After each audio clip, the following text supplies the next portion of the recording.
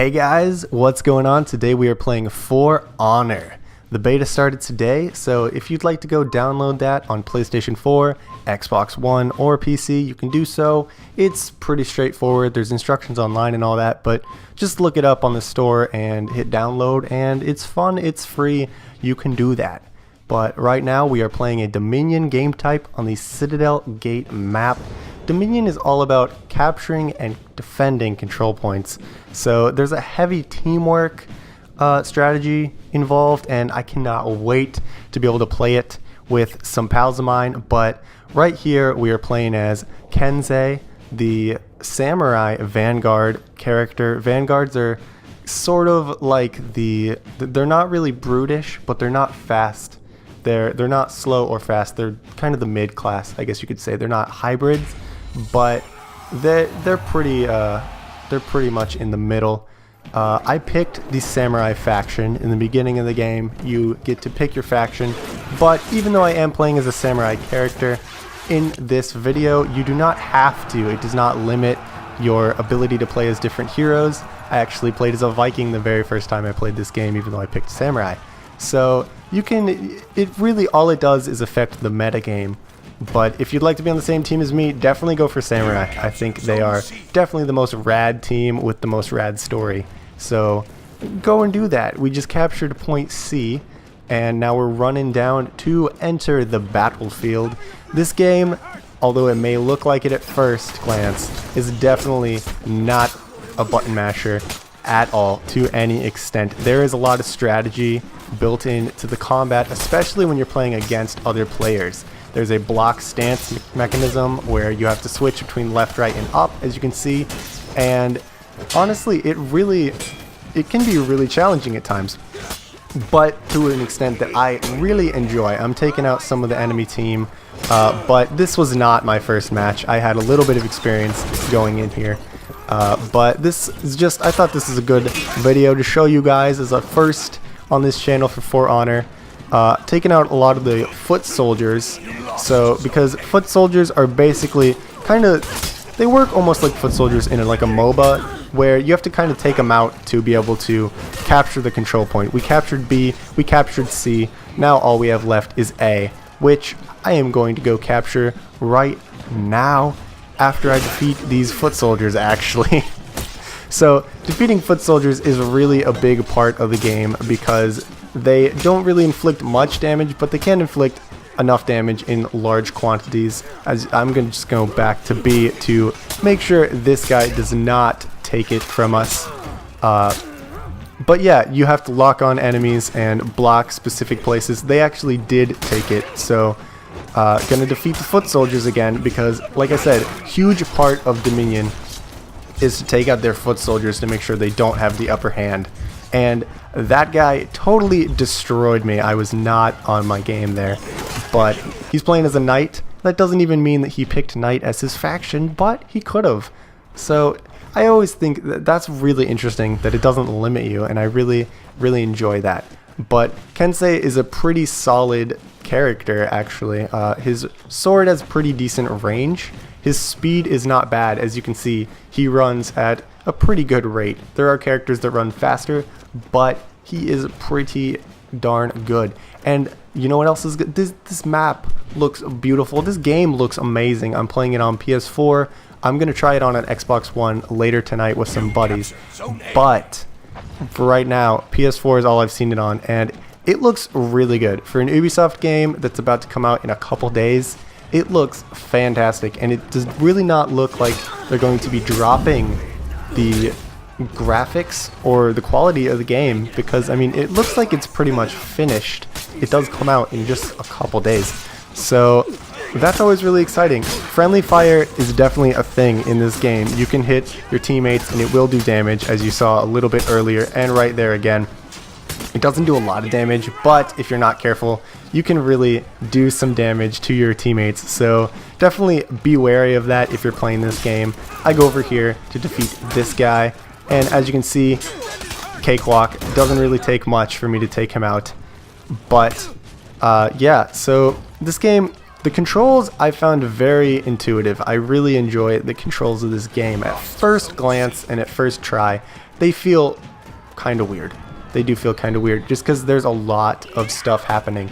There's the blocking stances, there's heavy and light attacks, there's a lot of stuff. It almost feels like a Soulsborne, Bloodborne, Dark Souls type game. But after a little bit, this is probably like my second or third round, I can't really remember, but you get into it. It does come pretty quickly.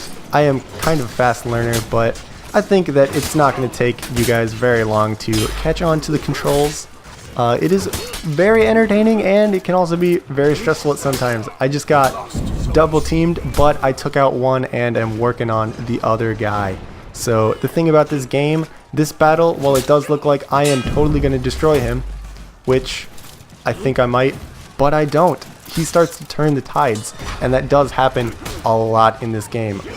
It is, again, kind of like Dark Souls. You can't really get cocky or anything like that. You can't be like, yeah, I got this. Because the enemy can turn the tides at any time. You really never know what they're going to do, but I bring it back. I could have done an execution, but I didn't. As you can see, I can press triangle to get the revenge, but I don't. Basically what that is you glow, and I think it gives you invincibility for a little bit. I haven't gotten to try out enough of it to see exactly what it does, but as soon as I find out, I will let you guys know. And yet again, foot soldiers taking him out a lot.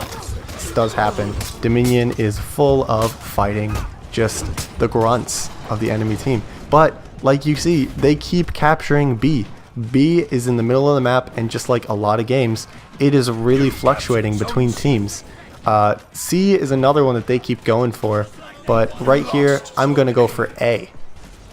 Because we just lost it. There's two people here. So, I mean, I might have been able to take them, but I didn't. I died. Because that guy was pretty good. And that person also tried to take them, but, you know, they also got killed.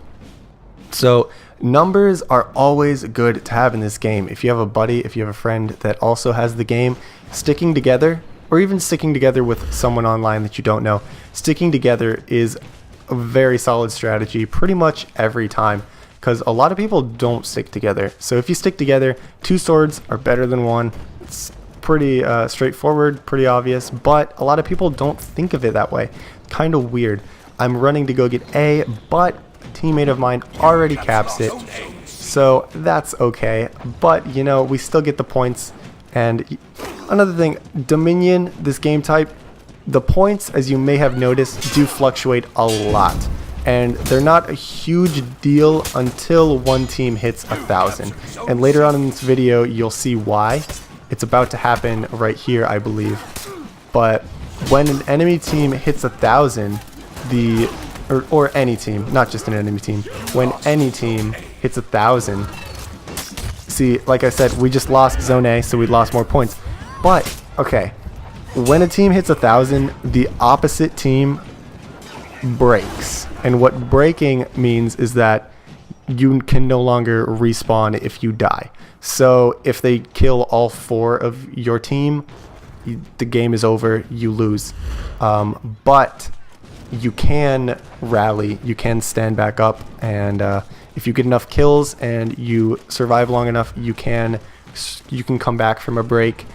But I mean, this game really does ebb and flow quite a lot. It really does. So it's quite a rush from beginning to end of a round. Just looking at the points alone, you can see them rising and falling like crazy. I'm running to go get this guy and start attacking him. You can see the blocking coming into effect. There's also that shield break, which you can do by just hitting a button. So we just broke the enemy team. So now if we kill them, they can no longer respawn unless they get revived by a teammate. This battle is like many battles of the game, taking quite a lot of time and a lot of effort on both of the players. And you know, we took him out. He's done. Sudden death. We are breaking now. So as you can see, the tides turned, they rallied and broke us. And now we broke them. So this game is really, it switches a lot. I died, I can't respawn. So, you know, just a lot of stuff happens. I'm being revived right now though by a Viking. So that's really nice of him to be reviving me. Really necessary too, because if he didn't revive me and my counter went all the way down, I would have been out of the game, at least until they were able to rally. But with 3 people, it's not as easy to rally. So this game, it feels really good. It looks really good. I was quite pleased with it. It's a game that's intrigued me recently a lot. I've been watching some gameplay, and now that I actually got to play it, I would highly recommend it. Definitely if you have a PS4, Xbox One, or a PC and you have space to download the beta, I would say definitely go for it. Even if you're not really a multiplayer gaming type person, I would try this out, because this is an experience that I found extremely entertaining and extremely different from other games. So we got a victory on this map. I was at the top of the leaderboards. Pretty proud of this round. So if you enjoyed this video, make sure to leave a like and make sure to let me know in the comments if you want to see more For Honor gameplay. Until next time, stay beautiful.